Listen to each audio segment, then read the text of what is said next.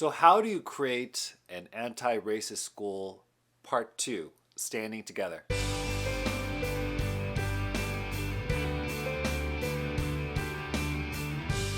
Now, as we experience a surge in anti Asian racism, what a blessing not to have to stand alone. I'm so glad, though, that it didn't happen to me when I shared out my concern about that Asian American student who whispered her fear of the surge in anti Asian violence. Fortunately, two of our student leadership groups, Peer Assistance Leadership, PAL, and Associated Student Body, ASB, reached out during Asian American Pacific Islander Month, AAPI Month, and invited me to contribute a video clip answering a few questions that would allow others to get to know Asian Americans in a culturally honoring way. Once again, I think a lot of the racism that is happening is not because people don't know anything, but all they know are caricatures and stereotypes, which leads to the bias and hate, or just being bystanders when they see hate. But when they see real people lifting up their voice and sharing their stories, when they see a fellow American rather than a foreigner, I think something changes for many. I'm going to add my two short video clips that were added to the AAPI video that was later edited and spliced to be a part of our school video. But what I'm going to share with you is the raw footage I gave to the ASB and PAL advisors. I recorded them myself about 6 months ago, much earlier before I started the EdFamily channel. And before I show the videos, I really do appreciate all the people that have reached out when I shared my story. So I hope all of you on EdFamily will share your story as well. And if you hear someone share their story, I hope you can be standing alongside them as well so they don't have to stand alone.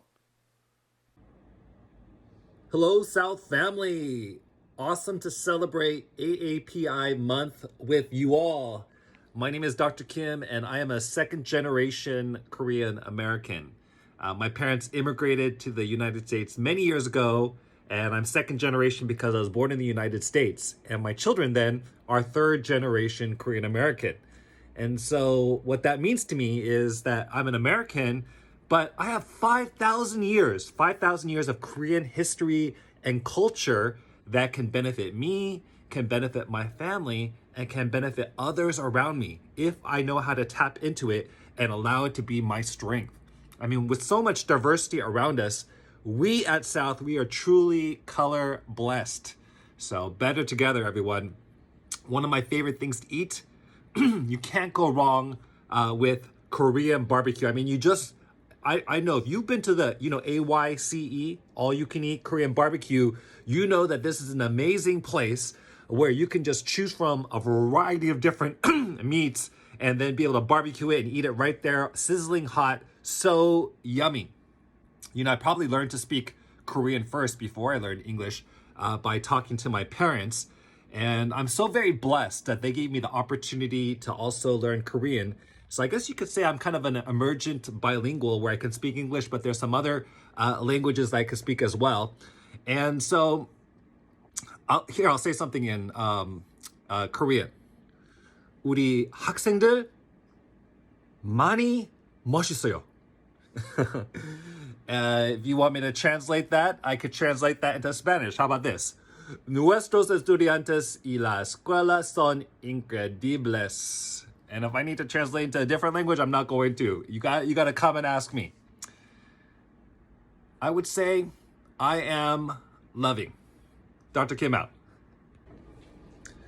Hello, my name is Dr. Kim, and I am a second generation Korean American. So what were my thoughts and feelings since the surge in anti-Asian racism since the pandemic? When I first experienced the surge in anti-Asian racism due to the pandemic, I don't know if this is right or wrong, but I kind of felt a little numb to it all at first. Maybe I didn't feel anything, or I didn't let myself feel anything because all throughout my life since I was young, I've been called all kinds of racial things. So it didn't feel like something completely new to me. But then when another Asian American student shared with me that they were fearful, that anti-Asian racism would increase. It made me feel so sad. I did feel for that student. And so, there are folks out there, and when they see another Asian American, I think we all know that there's folks out there that are blaming them for the disease. And this is so sad for me because as this has escalated, I actually have many friends who are nurses and doctors here in California who are at the front lines fighting COVID. They're the ones that are helping people with the disease.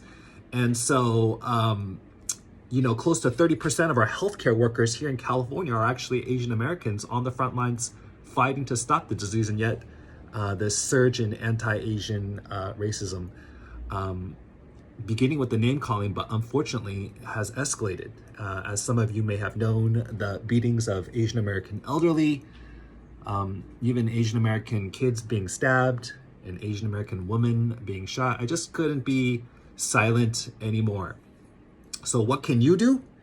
Well, it's AAPI month. And one thing I always encourage folks to do is to learn more about Asian Americans. Let me give you an example of like what you can learn from another culture. For example, the Hispanic Latino culture, they have a word called educación. And, it means education, but it's more than just education, like academic knowledge. It also means like becoming a good person, becoming a gentleman and a lady. So the word educación is more than just education. And I like that. And I want to adopt it and I want to make it a part of me to make a better version of myself. So what can we learn from Asian Americans? Well, that's up to you. That's up to you to discover and learn because there's so much out there to learn. And if you see something happening, like jokes being made or someone being harassed, stop it, Don't allow that to continue. Reach out to your Asian American friends. If you have an Asian American buddy, let them know and ask them if they're okay. I have an African American friend, for example, who reached out to me and said, hey, are you okay? Is everything okay with everything happening? That's called friendship, but it's also called allyship as well, that we can get through this together. We're helping each other, and we can do that here at South because we are South. We are family.